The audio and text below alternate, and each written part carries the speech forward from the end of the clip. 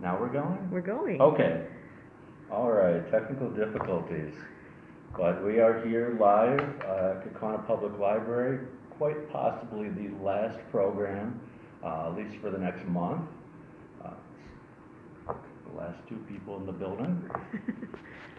And we're going to talk about Prohibition and when it came to Wisconsin, Kaukauna, and the surrounding areas. There's a lot of information out there, and I'm only going to touch on a few things. We're not going to even cover all my notes.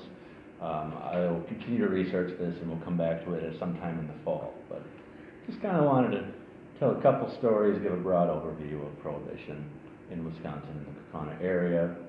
So hopefully that's something of interest to you if you're watching this live video. Let's go all the way back 100 years to 1919. Wisconsin ratifies the amendment to enforce Prohibition. It was not popular in Wisconsin. They actually didn't ratify it until after it already had enough votes throughout the nation to go into effect. So whether Wisconsin ratified it or not, it would have gone into law.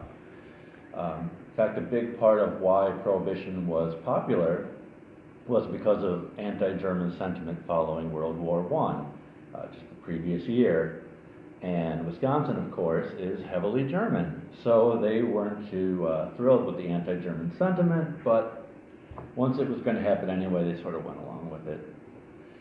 And it went into effect in 1920, which is why it's a topic we're talking about now, because it's 2020, 100 years later. Prohibition went into effect 100 years ago. There were some differences in how it was perceived throughout the state. There were some divides along racial lines, religious lines, political divides. Don't want to get too down in the weeds with that. And you don't want to make too many generalizations, but generally speaking, the traditional Catholic and Lutheran view on things was that Prohibition was dumb because they were very Irish and German, and just drinking was part of their heritage. It wasn't seen as a vice. It was part of just their culture, whereas the more evangelical religious groups were more pro-Prohibition because they just did not have that as part of their culture. They were more English and French. And you see that divided up in different places throughout the state. Milwaukee, very heavily German, very pro-alcohol. Madison, very pro-English. They're very heavily English, very pro-Prohibition. So it divides that up. You can kind of guess from there where Kaukauna and surrounding areas may have fallen on that. We are a very heavily German area, a very heavily Dutch area, a very heavily Catholic and Lutheran area. So the people here didn't really latch onto the Prohibition idea. But the state as a whole didn't really either. Enforcement was really lax. At one point in 1921, a year after it went into effect, the Eastern District of Wisconsin, which goes all the way from Green Bay down to Milwaukee, Eastern District of Wisconsin only had one single Prohibition agent. Can't imagine that was very effective. The local police were not terribly eager to enforce the laws, and there were a number of workarounds. One of the most famous is that you could get a prescription from your doctor. What? Smiling. Oh, okay. I didn't know. Okay, I thought something went wrong. No, I just never heard of that before. Yep, you can get a prescription from your doctor. So in Kaukauna, we had Dr. H.B. Tanner. He wrote many prescriptions for people to get their weekly pint of whiskey, and his prescriptions are actually on file at the State Historical Society. So if you want to see if one of your grandparents or great-grandparents were getting drunk, thanks to their doctor, the state has that on file. Already, the governor of Wisconsin was sort of regretting this decision of enforcing Prohibition and having it voted on. He's like, this really isn't very smart. And already by the middle of the 1920s, local enforcement almost completely stopped. So unless the federal Prohibition agents came in and said they wanted somebody arrested or raided, a lot of the local police just did not care. So 1925, things had kind of died down. 1926, they put it to a vote. They said, hey, let's pass a law saying that alcohol is back. They overwhelmingly voted to bring alcohol back in the state of Wisconsin. It was vetoed by the governor, and the governor said he didn't veto it because he didn't agree with it. The governor agreed that prohibition was pointless, but he vetoed it because he thought it was obviously unconstitutional. Wisconsin couldn't legalize alcohol when it was illegal on the federal level. He thought that wouldn't fly. He was probably right.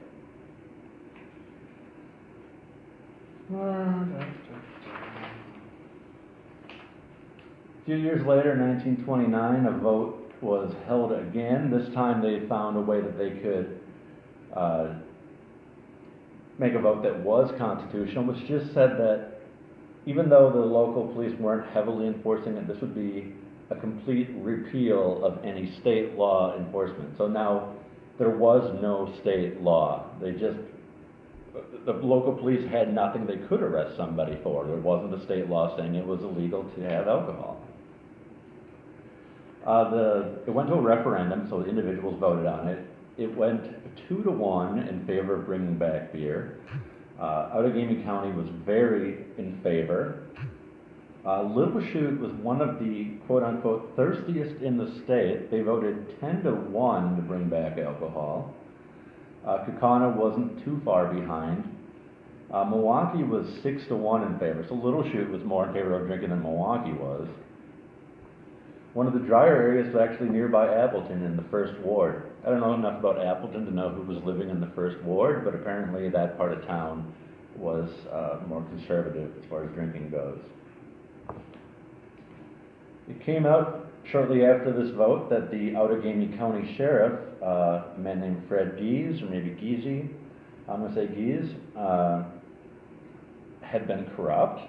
Not surprising in the time of Prohibition. People who were put in his jail during Prohibition for related offenses not only were cut a lot of slack, they had drinking parties in the jail. He would bring them, the sheriff himself would bring them whiskey to drink in the jail. He would leave at 12:30 at night, and the drinking would continue after he left, so who knows what happened after he was gone.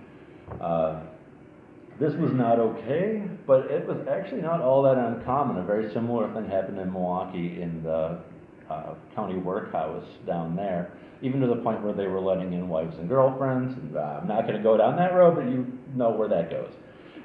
So, yeah, it wasn't uncommon for just nobody cared. Wide open drinking. But what really got the sheriff in trouble is at the same time is he was taking in protection money. And that's actually what the newspaper called it, was protection money. He would take $50 or $75 from somebody and they'd be like, okay, now you're okay, I'm going to look the other way. And that wasn't just for drinking. He also did that for slot machines. So what he would do is if somebody was caught with a slot machine, the local police would arrest them, turn it over to the sheriff. The sheriff would then contact the person and say, hey, you want your slot machine back? He'd sell them right back the same slot machine that they just got confiscated. He had deals with people all over the county. Some people in Kaukauna was a man named Charles Faust, a man named G.W. Ristow, Henry Van Camp of Freedom, Charles Clune of Kaukauna, Charles Gorchels of Kaukauna. I might be saying that one wrong. Yeah, all kinds of people were obviously bootleggers, but also big into slot machines. They just didn't care. But eventually when the jail guard got in some trouble, he started talking and everything fell apart. The sheriff lost his job. But he ran again for sheriff the following year. Didn't win. He didn't win. For the most part, Prohibition was very local. There's a lot of rumors about people having these stills on their property, and it's going down to Milwaukee or Chicago. And that's not entirely false. That does happen, but more often than not, it was local farmers just in their community. Sometimes these stills were massive. They would find stills that would have up to 35,000 gallons at a time, just ridiculous amounts. But they were largely run by local people. They were had local customers. If you had a farm say in Freedom, you're probably selling booze to people in Green Bay, Kaukauna, Appleton. It's very unlikely that you're selling it too much farther than that, because there's people who are thirsty in the area. It's not every thirsty person in the country was living in Milwaukee and Chicago. They were everywhere. A man of local renown, people might still even remember this guy. He's before my time, but a man named Tony Wonders. Tony Wonders had a saloon in Little Chute. He got known originally when Prohibition agents followed a shipment of alcohol from Cedar Lake Resort, which is near West Bend, followed it to Little Chute, where he signed for it. They witnessed this. They raided him, and they found, let's see, 30 barrels in this shipment. So 30 barrels of alcohol. Who knows how often he was getting these, but just on that one shipment.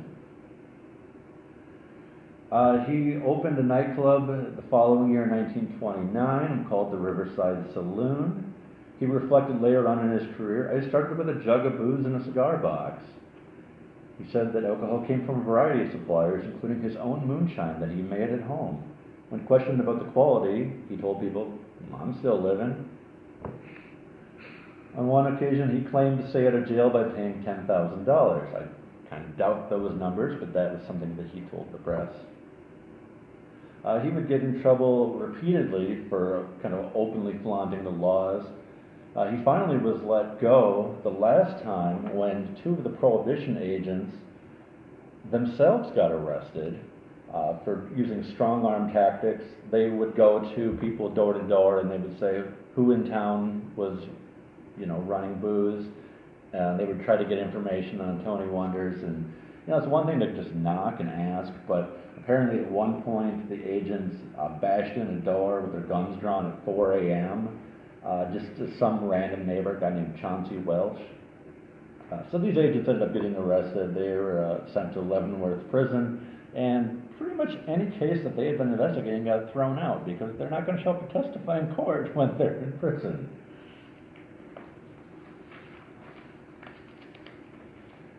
Tony Wonders, when Prohibition ended, he went legit. He had a bowling bar on Grand Avenue in Little Chute, and then he later moved again to start a supper club on Northland. And he had that up through the 1960s. So some of our older residents may even remember Tony Wonders having a supper club. Still good on time. We're just breezing through this. Another great story, in early of May 1930, there was a tramp steamer that came into Green Bay. I don't really know what a tramp steamer is. Our sailors out there probably know better. It was called the Amherstburg number 18. On this particular day, it was carrying 4,000 cases of Canadian beer.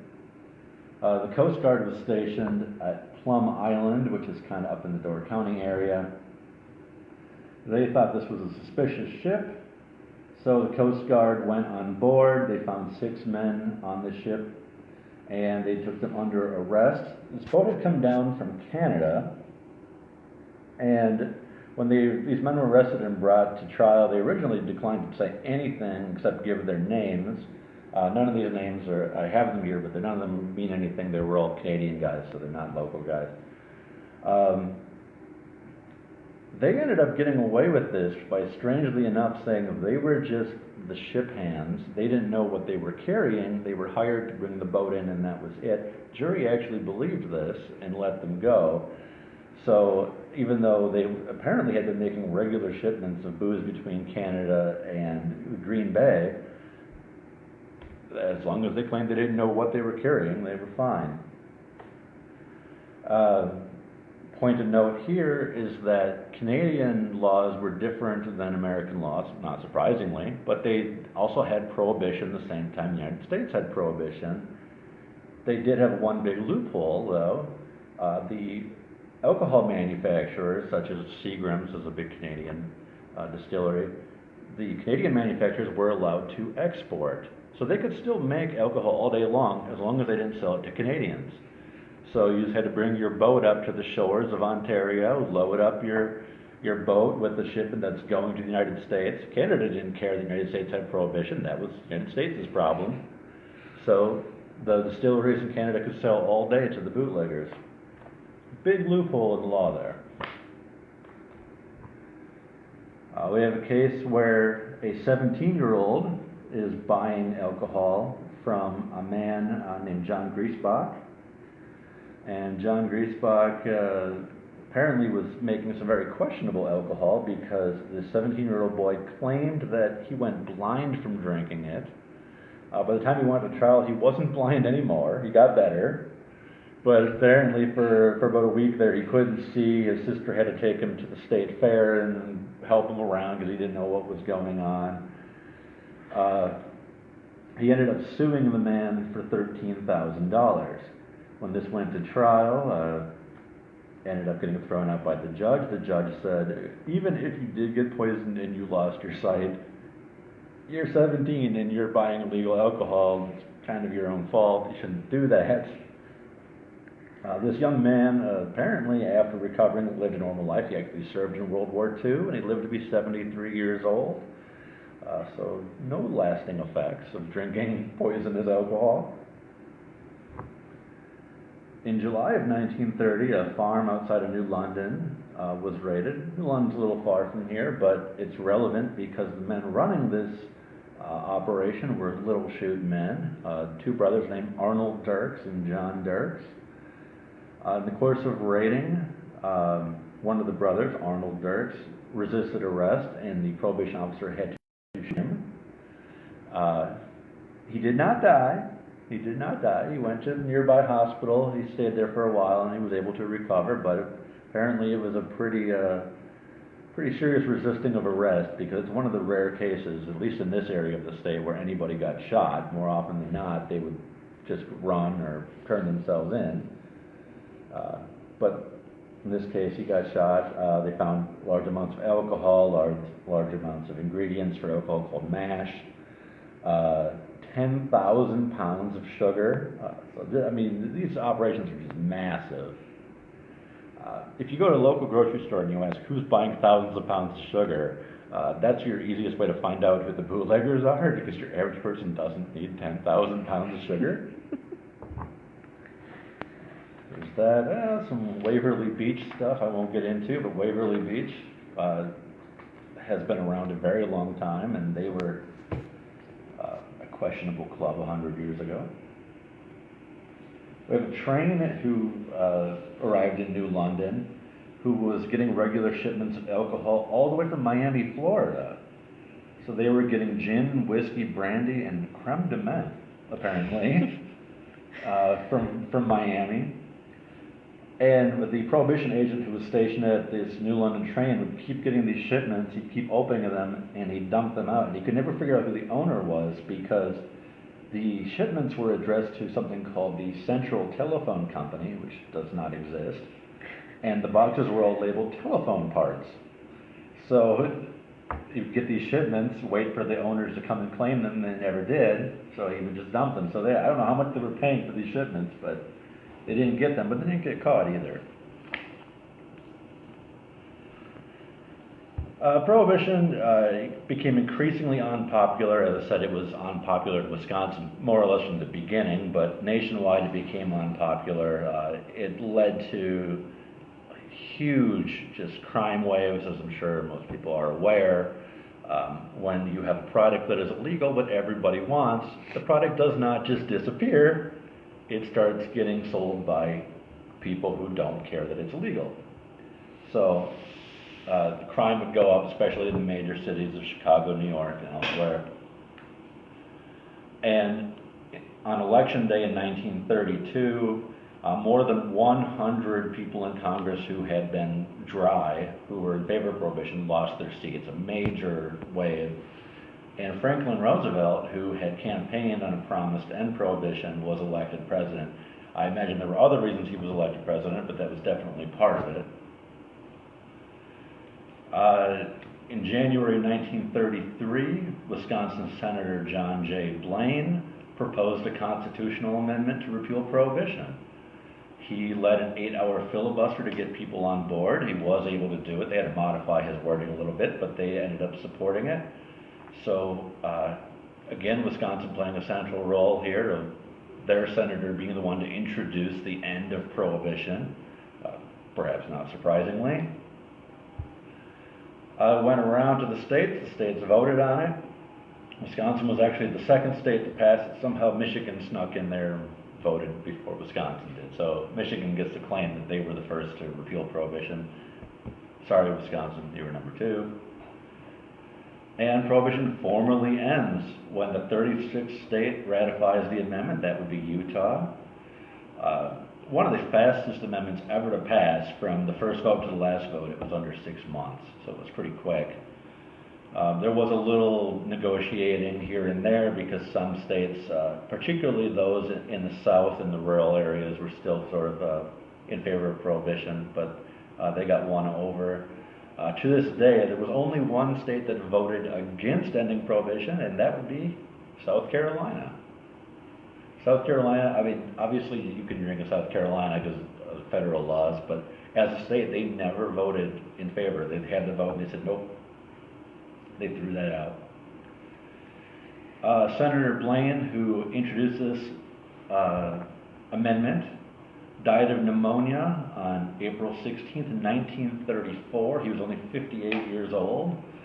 So once Prohibition ended, he passed away only 4 months later. So he barely stuck around long enough to see what is probably the achievement he's most remembered for.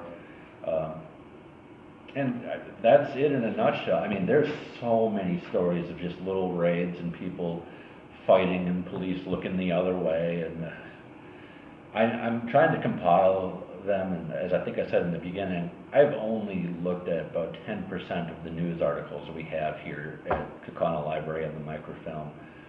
So if I ever have time to look through them all, who knows what other crazy stories I'll find. But just from the little bit I did, there was a lot of stuff going on. So thank you for joining me. We do have one question. You have a question? We have a question. Oh, I got a question from someone live. Cool. What was the name of the supper club? Do you know? The Tony Wonder Supper Club, I'm Yes. assuming? Oh, I think it was just probably known as the Wonders Supper Club, but let me see if I have a better answer to that. I think, yeah, it was known, at least in the paper, as the Wonder Supper Club. In 1968, he sold it to a man named Dick Werner. So if anyone remembers Dick Werner, whatever supper club he owned on Northland between Kaukauna and Little Chute, that would be the supper club. Sorry, I don't have a better answer to that. Is that the only question we got? Any other questions?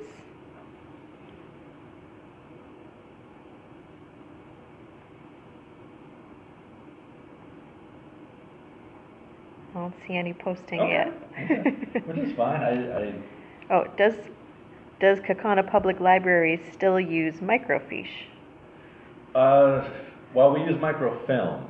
So microfiche is usually what you say when you're referring to like the rectangle sheets. We don't have any of those. We do have microfilm. Actually, do you mind following me for a moment? Of course. Okay. So we do have 3 drawers here of microfilm. The newspapers go back to about 1880. We've got the Kaukauna Times, which is the primary paper. There was also Kaukauna Sun for a while. We have that. And we have a third paper that's all in German. If somebody can read German, I would love for you to come down and, index it. It's a major volunteer opportunity for anyone who wants it. My German is bad, and especially in that typescript they use, I can't tell at all what it's saying. But yes, we do. We do still use microfilm. And unfortunately, none of the newspaper is online. So if you want to see it, you have to get the microfilm, or you can ask me to do it. I can't do it for the next month because I'm not allowed in the building. But after that, I'm always happy to take requests for anyone who wants copies of articles. People are saying you just spoiled what's in the drawer. Oh, well, yes, that's what's in those drawers. There are lots of drawers. There are lots of drawers, yes. Sorry. Thank you to the faithful What's in the Drawer watchers. Yeah, that's about it. I talk fast, so I apologize, but this will save. You can watch it over and over again if that is your joy. And we'll have more videos from the comfort of our own homes over the next few weeks. So thank you for tuning in. Have yourself a good night. Enjoy a legal beverage. See you next time.